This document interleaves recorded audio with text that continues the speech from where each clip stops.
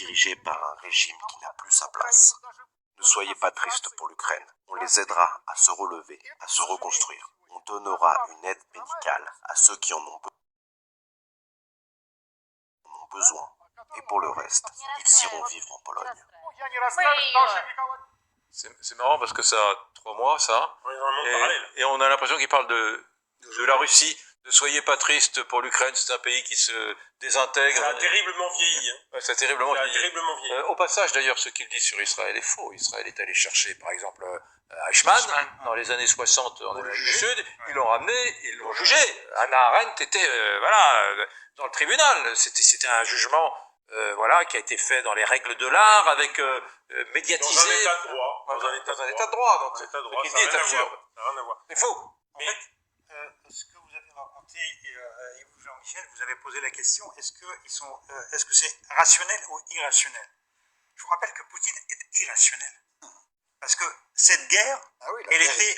Déjà, pourquoi il y a beaucoup de pays qui se sont trompés sur la volonté de Poutine de commencer cette guerre? Parce que, rationnellement, cette guerre n'était pas préparée, évidemment. Rationnellement, cette armée n'était pas faite pour la guerre.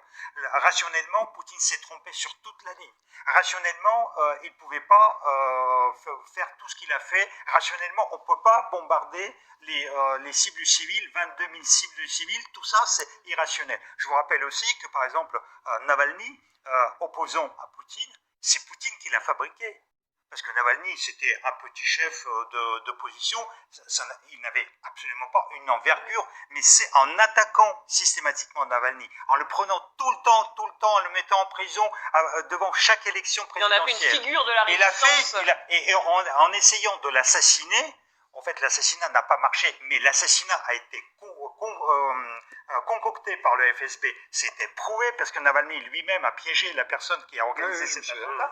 Donc c'est contre-productif et pourtant Poutine a organisé ça. Et donc voilà, on a quand même face à nous... Mais là où c'est complètement... pour rejoindre ce que dit Sergueï, Poutine a changé la constitution. Il aurait pu rester au pouvoir tranquillement jusqu'en 2036.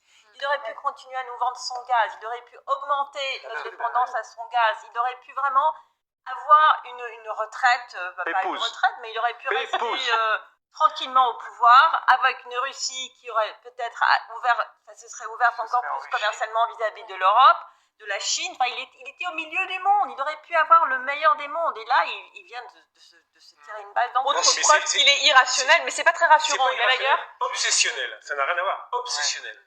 De l'enfermement.